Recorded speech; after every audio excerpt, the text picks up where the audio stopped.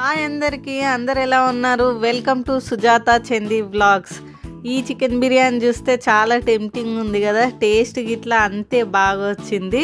నేనైతే చికెన్ బిర్యానీ చేసిన, చికెన్ బిర్యానీ ఎలా రెడీ చేసినో చూపించడానికి ఈ చిన్న వీడియో అయితే మీకోసం. ఇక్కడ నేను బ్రౌన్ ఆనియన్స్ కోసం ఆనియన్స్ అయితే కట్ చేసుకుంటున్నా. 1 kg chicken, 1 kg basmati rice అయితే తీసుకున్నా. 1 kg చికెన్ బిర్యానీ కోసం అయితే ఒక 1/2 kg ఆనియన్స్ అయితే కట్ చేసుకుంటున్నా.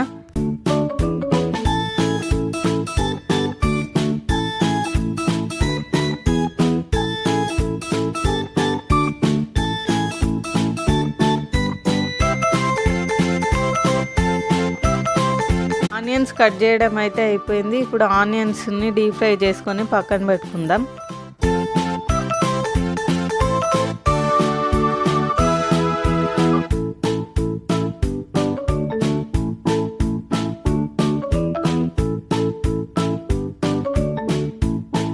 ఆనియన్స్ ఫ్రై అయ్యేలోపు చికెన్లోకి అయితే పచ్చిమిర్చి, ఇంకా కొత్తిమీర, పుదీనా ఇవన్నీ కట్ చేసుకుంటున్నా. ఇక్కడ నేను వంట చేస్తుంటే మా పిల్లలు వచ్చి అయితే అడుగుతున్నారన్నమాట, బిర్యానీ అయిందా మమ్మీ అని. ఆ స్మెల్ చూస్తే అంతే కదా, ఇంకా బిర్యానీ చేస్తున్నామంటే పిల్లలకి పండగే. మా పిల్లలకి ఇట్లా చాలా ఇష్టంగా తింటారు బిర్యానీ. ఇంట్లో బిర్యానీ చేయాలంటే చాలా ఓపిక అయితే ఉండాలి, ఎందుకంటే అందులో వేసే ఇంగ్రీడియంట్స్ ఒక్కటి తక్కువైనా బిర్యానీ అయితే అంత టేస్టీగా ఉండదు. టేస్టీగా రావాలంటే చాలా ఓపికతోనైతే ఇంట్లో బిర్యానీ ప్రిపేర్ చేసుకోవాలి. నాకు బిర్యానీ చేయడం నేర్చుకున్నప్పటి నుండి బయట తినడం మానేసినాం. మనకు నచ్చిన ఫుడ్ మన చేతులతో రెడీ చేసుకొని ఇంట్లో వాళ్ళకు పెట్టి మనం తినడంలో ఉన్న తృప్తి ఇంకా వేరే లెవెల్ అన్నమాట. మీకు ఎలా ఉంటుందో తప్పకుండా కామెంట్ చేయండి. ఇక్కడ బ్రౌన్ ఆనియన్స్ అయితే ఫ్రై అయిపోయినాయి. ఈ బ్రౌన్ ఆనియన్స్ ని పక్కన పెట్టుకొని ఇప్పుడు చికెన్ అయితే మ్యాగ్నేట్ చేసుకోవాలి. ఇక్కడ చికెన్ నేను 1 kg తీసుకున్నా అని చెప్పిన కదా, ఈ 1 kg చికెన్ నీట్గా కడిగి అయితే పక్కన పెట్టుకున్నా. ఈ బౌల్ చూసారా ఎంత పెద్దగా ఉందో. ఇప్పుడు బిర్యానీ ఇందులోనే అన్నమాట చేయడం. ఫస్ట్ అయితే రెడ్ చిల్లీ పౌడర్ వేసుకున్నా. ఈ చిల్లీ పౌడర్ అయితే హోమ్ మేడ్దే. సో దాని తర్వాత అయితే సాల్ట్ అయితే వేసుకున్నా. సాల్ట్ వేసుకున్న తర్వాత జీలకర్ర పౌడరు, ధనియాల పౌడర్, గరం మసాలా పౌడర్, దాని తర్వాత ఫ్రెష్గా దంచి పెట్టుకున్న అల్లం వెల్లి పేస్టు.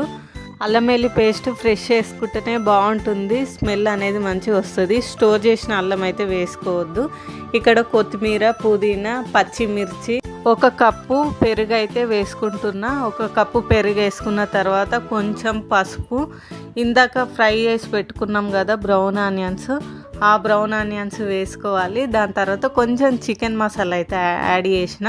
చికెన్ మసాలా కొంచెం ఫ్లేవర్ బాగా వస్తుందని ఆప్షన్, మీకు ఇష్టమైతే వేసుకోవచ్చు, లేకపోతే లేదు.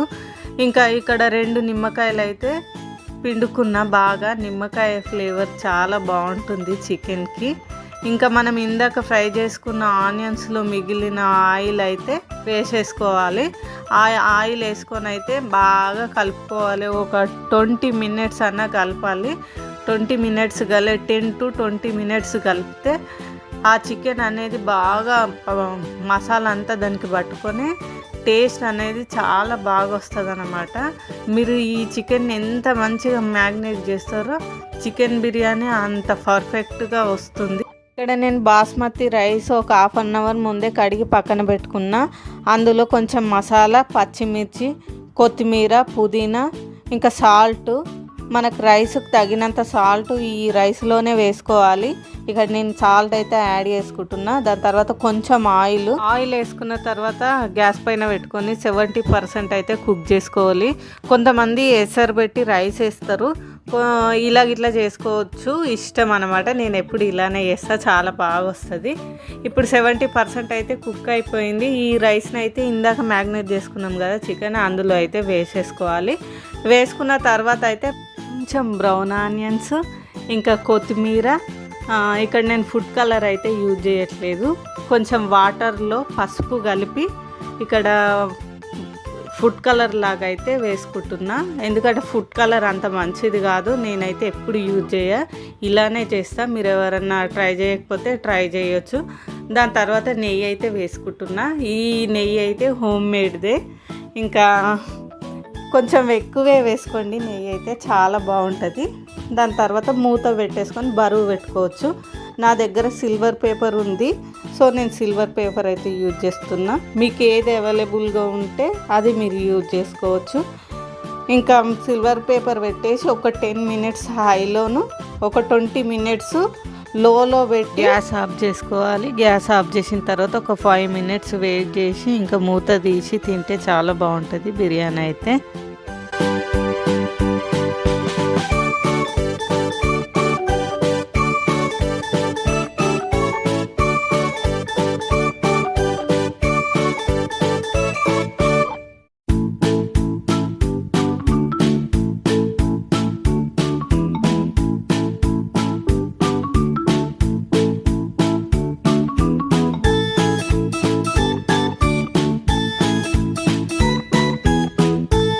ఆఫ్టర్ 30 మినిట్స్ తర్వాత అయితే బిర్యానీ అయితే రెడీ అయిపోయింది. ఇప్పుడు మూత తీసి చూద్దాం ఎలా వచ్చిందో. ఇందాక నేను కలర్ వాటర్ వేయకుండా పసుపు వాటర్ వేసిన కదా, ఇప్పుడు చూడండి దాని కలర్ ఎంత బాగా కనిపిస్తుందో. ఇంకా మూత అయితే తీసేద్దాం, కాలుతుంది, స్లోగా తీసుకోవాలి. ఇక్కడ చూడండి, వావ్, చూసారా కలర్ ఎంత బాగా వచ్చిందో. మీరు కూడా ఒక్కసారి ట్రై చేయండి, కలర్ యూజ్ చేయకండి.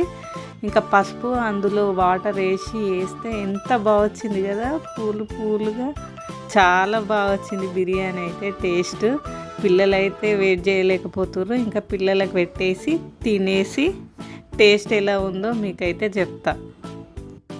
ఇంకా బిర్యానీ అందరికి ప్లేట్లలో పెట్టేసి తినేసినాం.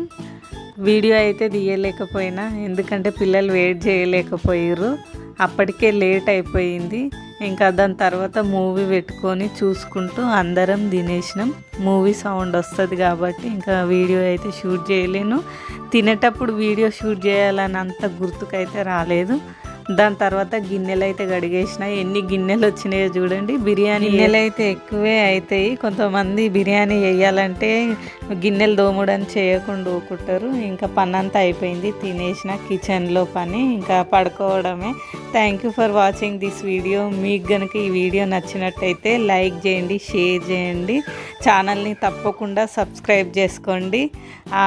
మూవీ సౌండ్ వల్ల ఇంకా వినబడతలేదు, ఇక్కడ ఏం మాట్లాడినో ఇట్లా గుర్తులేదు. Thank you, bye bye.